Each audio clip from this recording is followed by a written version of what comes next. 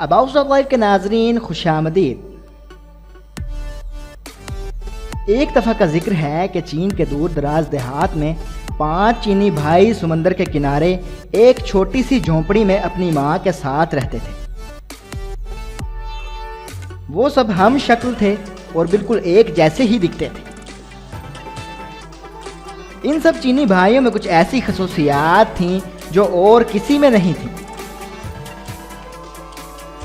पहला चीनी भाई पूरे समंदर को निगल सकता था। दूसरे चीनी भाई की गर्दन लोहे की थी। तीसरा चीनी भाई अपनी टांगे बहुत बहुत दूर तक फैला सकता था, जबकि चौथे चीनी भाई को आग नहीं जला सकती थी। नाज़रीन, पांचवा चीनी भाई अपनी सांस बहुत देर तक रोक सकता था। अबाउट लाइफ के नाज़रीन, हर सुबह पहला चीनी भाई समंदर पर मछलियां पकड़ने जाता था और शाम तक जितनी मछलियां पकड़ता था इनको बाजार में जाकर अच्छी कीमत में बेच देता था। एक दिन समंदर पर जा रहा था तो पड़ोसियों का एक लड़का इसके साथ हो लिया। इसने बहुत मना किया लेकिन लड़का बाज नहीं आया। दोनों जब समंदर पर पहुंचे तो पहले चीनी भाई ने एक ही सांस में तमाम समंदर का पानी निगल लिया। समंदर खाली हो गया। इसमें मौजूद तमाम चीजें वाज़ेह हो गईं। लातादाद मछलियों के अलावा समंदर बेशुमार कीमती खजानों से भरा पड़ा था। लड़का यह सब देखकर दीवाना हो गया और दौड़ा खजाना समेटने के लिए। पहले चीनी भाई ने तो सिर्फ इतनी ही मछलियां पकड़ी जितनी वो रोज पकड़ता था। इसके बाद वो चाहता था कि समंदर का पानी वापस समंदर में डाल दे।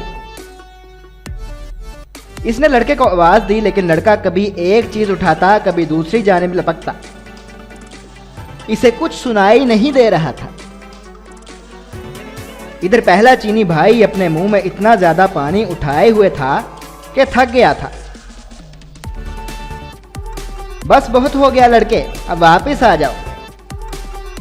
इसने फिर लड़के को आवाज दी लेकिन इसने कहा नहीं। इंतजार करके पहला चीनी भाई जब बेहाल हो गया और इसकी बर्दाश्त से बाहर हो गया तो इसने वो पानी समंदर में उगल दिया। इसके साथ वो लड़का भी पानी में गर्क हो गया। जबकि पहला चीनी भाई अकेला गांव वापस आ गया। जब वो गांव वापस आया तो गांव वालों ने लड़के के बारे में पूछा लेकिन वो कोई जवाब न दे सका। गांव वाले सब समझ गए कि इसने लड़के को मार दिया और उन्होंने अदलिया में जाकर इसकी शिकायत कर दी। सिपाही पहले चीनी भाई को पकड़कर अदालत में ले गए और लड़के के कत्ल के जुर्म में इसको सजाए मौत सुना दी गई। हजूर वाला, क्या मैं आखिरी बार अपनी माँ से मिलने जा सकता हूँ? पहले चीनी भाई ने जज से पूछा। हाँ, इतनी रियायत तुम्हें दी जा सकती है, जज ने कहा। पहला चीनी भाई खुशी खुशी अपने घर गया और अपनी माँ से मिला लेकिन वो वापस नहीं आया, बल्कि इसकी जगह दूसरा चीनी भाई जेल पहुंच गया जिसकी लोहे की गर्दन थी। चौक पर तमाम गांव के लोग इकट्ठे हो चुके थे। जल्लाद हाथ में तलवार लिए मुजरिम की गर्दन उड़ा देने के लिए तैयार खड़ा था। सिपाही मुजरिम को पकड़कर लाए और इसकी गर्दन शिकंजे पर रख दी गई। जल्लाद आगे बढ़ा और पूरी कुव्वत से तलवार मुजरिम की गर्दन पर मारी, लेकिन दूसरा चीनी भाई मुस्कुराता हुआ उठ खड़ा हुआ। चूंकि इसकी गर्दन लोहे की थी इसलिए तलवार ने इस पर कुछ असर नहीं किया।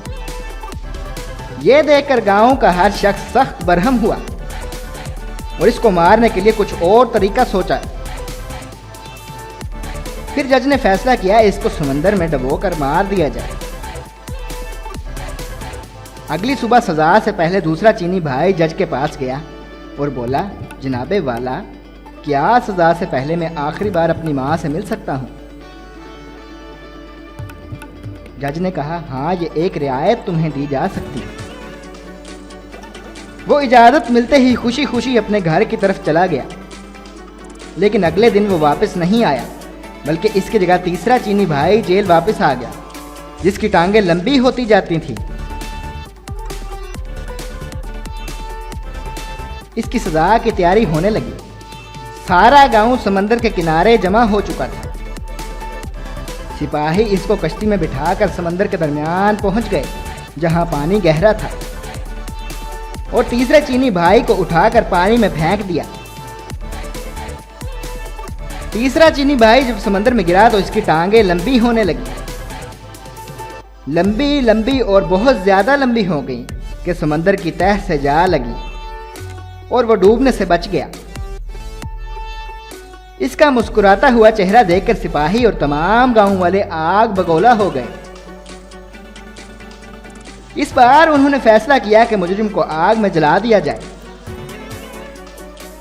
अगली सुबह वो जज के पास गया। हुजूर वाला, क्या मैं आखिरी बार अपनी मां से मिल सकता हूं? जज ने कहा, तुम्हें इतनी रियायत दी जा सकती है, जाओ अपनी मां से मिल आओ।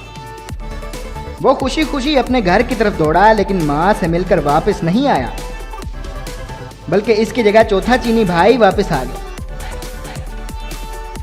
गांव वाले चौक पर जमा हो गए और सिपाहियों ने आग का एक बहुत बड़ा अलाव दहका दिया, जिसके शोले आसमान को छू रहे थे।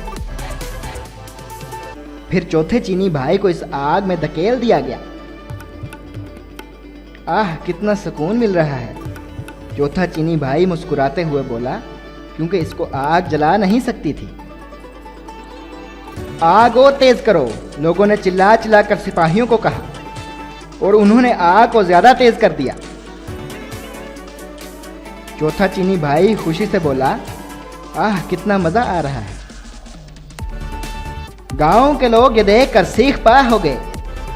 फिर उन्होंने फैसला किया कि इसे बदबूदार जगह पर बंद कर दिया जाए, ताकि दम घुटने से ये मर जाए।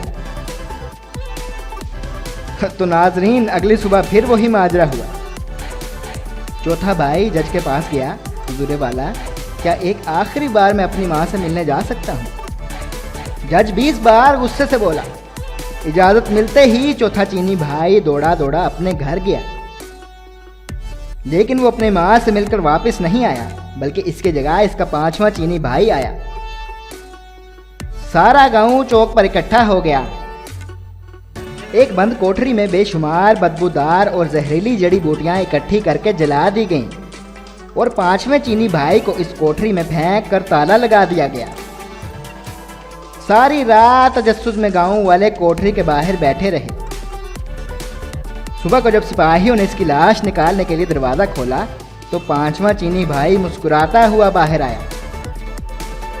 वो बहुत देर तक अपना सांस रोक सकता था, इसलिए बदबू से नहीं मरा। लोग ये देखकर हक्का बक्का रह गए।